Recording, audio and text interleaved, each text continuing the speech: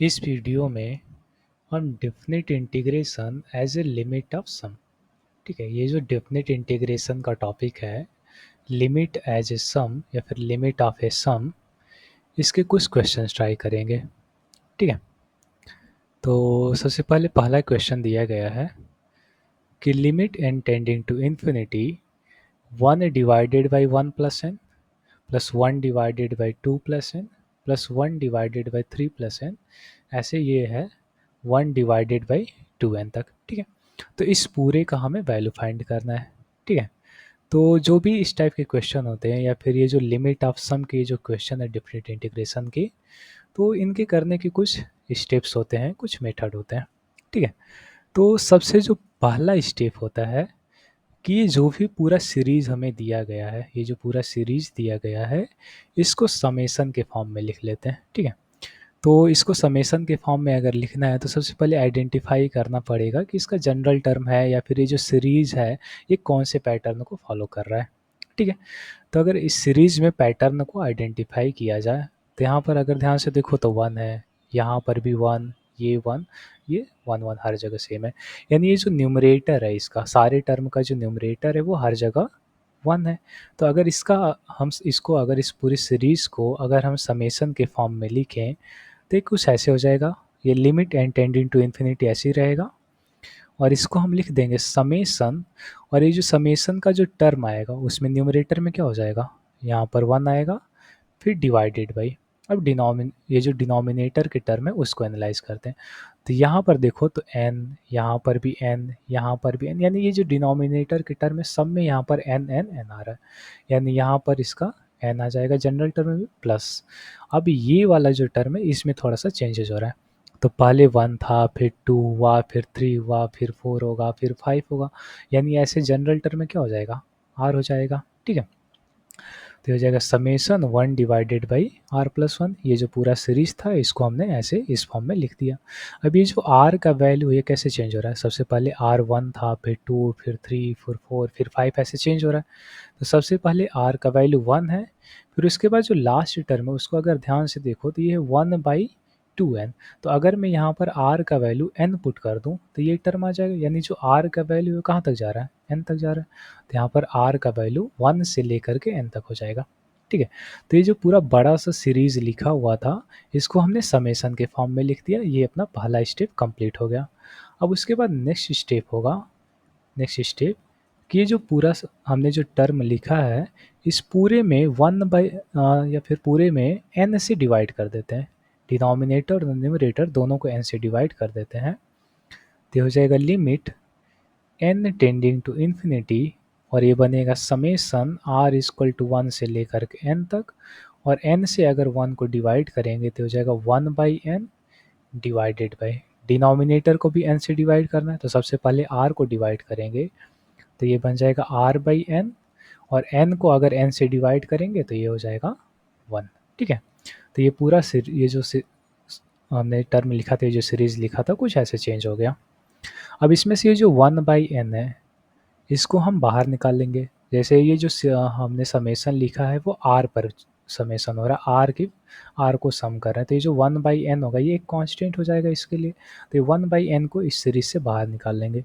तो नेक्स्ट हो जाएगा limit n tending to infinity, और 1/n बाहर आ जाएगा और ये हो जाएगा समेशन r इक्वल टू 1 से लेकर के n तक, और ये बन जाएगा 1 डिवाइडेड बाई, और इसको लिख देंगे 1 प्लस r/n।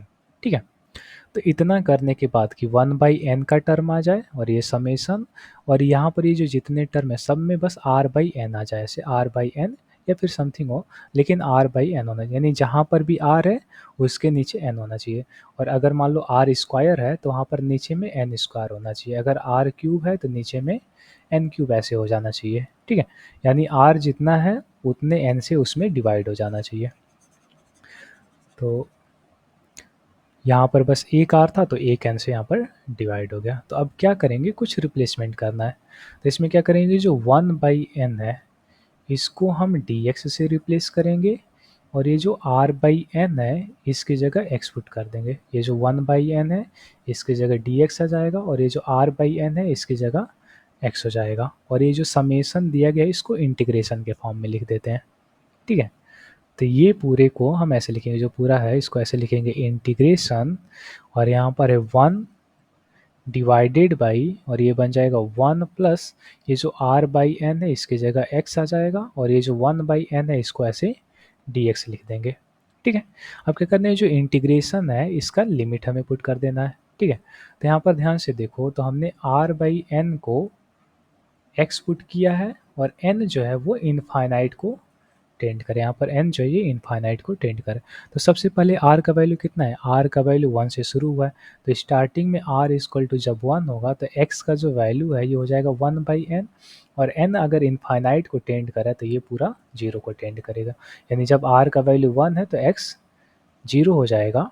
और नेक्स्ट है r का वैल्यू कहाँ तक गया, n तक, तो r का वैल्यू कितना है, n है, तो जब r n हो जाएगा तो x का वैल्यू कितना होगा, r की जगह n पुट कर दो तो n बाई एन यानी 1, यानी x का जो वैल्यू है वो 1 हो जाएगा। यानी ये जो पूरा ये जो है पूरा है ये डिफिनिट इंटीग्रेशन के फॉर्म में ऐसे चेंज हो जाएगा, 0 से लेकर के 1 तक, 1 divided by 1 plus x D x. अब इसको इंटीग्रेट कर दो तो इसका इंटीग्रेशन कितना हो जाएगा, ln 1 प्लस एक्स, कहाँ से कहाँ तक, 0 से लेकर के 1 तक। अब लिमिट इसमें पुट कर देते हैं तो हो जाएगा ln 2 और माइनस में ln 1, तो इस पूरे का वैल्यू आ जाएगा ln 2, ये हो जाएगा इसका आंसर।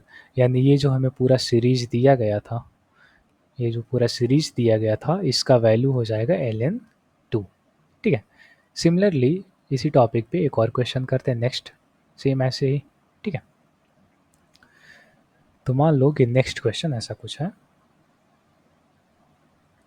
इसको लिख लेते हैं,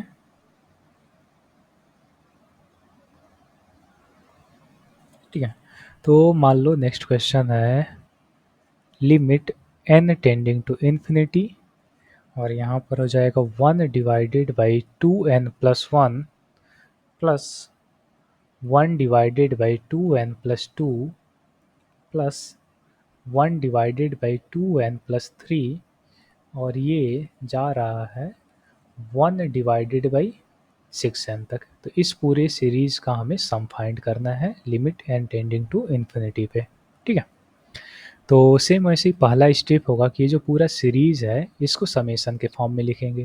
तो समेसन के फॉर्म में लिखने के लिए जो जितने भी टर्म है, ये पहला टर्म, ये दूसरा, ये तीसरा, ऐसे ये लास्ट वाला टर्म, इनमें एक पैटर्न फाइंड करेंगे। तो इसमें अगर पैटर्न देखो तो जो इस कोई भी टर्म है उसका जो न्यूमरेटर है वो हमेशा 1 है, यहाँ पर 1 1 1, और ये जो डिनोमिनेटर है वहाँ पर हर जगह 2n 2n 2n ऐसे आ रहा है, ठीक है।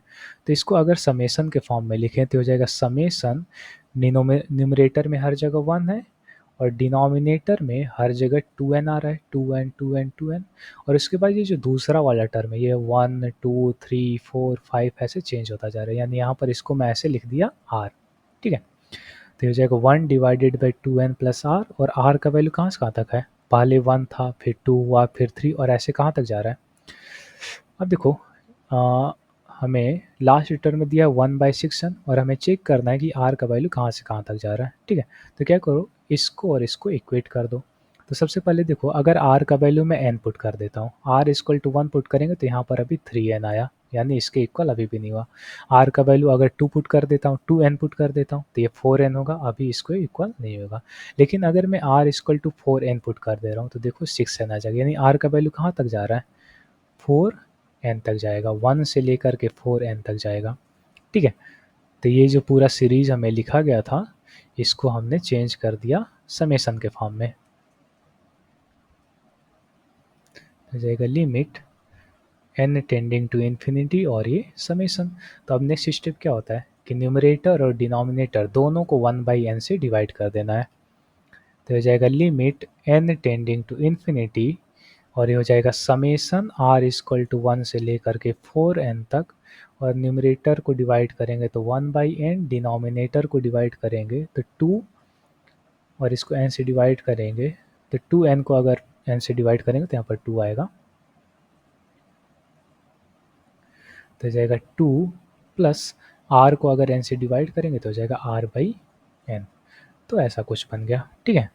तब इसको लिखेंगे limit n tending to infinity, और ये हो जाएगा समेशन r इक्वल टू 1 से लेकर के n तक, और ये जो 1/n है इसको इधर भी लिख सकते हैं, तो इधर बाहर अभी लिख देते हैं, तो जाएगा 1 डिवाइडेड बाई 2 प्लस r/n, और यहाँ पर हो जाएगा 1/n। तो हमने जो पिछले क्वेश्चन में देखा था कि क्या क्या रिप्लेसमेंट करना है कैसे, तो ये जो r/n था इसको x से रिप्लेस कर देना था, और ये जो 1/n है इसको dx से, और ये जो समेशन है इसको इंटीग्रेशन से रिप्लेस कर देना है। तो यहाँ पर रिप्लेसमेंट करते हैं, तो ये जो समेशन ये हो जाएगा इंटीग्रेशन, और 1 डिवाइडेड बाई 2 प्लस r/n की जगह आ जाएगा x, और 1/n की जगह हो जाएगा dx। ठीक है, अब क्या करना है, ये जो हमारा लिमिट है, ये जो समेशन पे लिमिट है, ये भी यहाँ पर हमें इंटीग्रेशन पर लिमिट लगाना होगा, तो इसका वैल्यू फाइंड करेंगे। तो जब r का वैल्यू 1 है, हमें क्या करना है, x फाइंड करना है, और x है r/n। तो जब r का वैल्यू 1 होगा तो x हो जाएगा 1/n, और n का वैल्यू इनफाइनाइट को टेंड करा, तो जब n इनफाइनाइट को टेंड करेगा तो ये किसको टेंड कर देगा, 0 को, यानी जब r 1 है तो x 0 हो जाएगा, और उसके बाद r जो है ये 4n तक गया है, यहाँ पर 4n है, तो r का वैल्यू 1 से लेकर के 4n तक गया था। ठीक है, तो लास्ट में r कितना है, 4n है, यानी x कितना हो जाएगा, r की जगह 4n पुट कर दो, r की जगह 4n, तो इसका वैल्यू 4 आ जाएगा, यानी हो जाएगा 0 से लेकर के 4 तक। ठीक है, तब इसको इंटीग्रेट कर दो तो हो जाएगा ln 2 प्लस एक्स, और लिमिट हो जाएगा 0 से लेकर के 4 तक, तो लिमिट यहाँ पर पुट कर देंगे, तो पहले अपर लिमिट करो 4, तो हो जाएगा ln 6, माइनस में अब 0 पुट कर दो तो हो जाएगा ln 2, तो इस पूरे का वैल्यू आ जाएगा ln 3। तो ये हो जाएगा अपना इसका आंसर। ठीक है, तो सेम इसी से रिलेटेड ये जो लिमिट ऑफ सम है, इसके आज इसमें हमने 2 क्वेश्चन किया है, और भी बहुत सारे क्वेश्चन हैं जो नेक्स्ट वीडियो में हम करेंगे। ठीक है।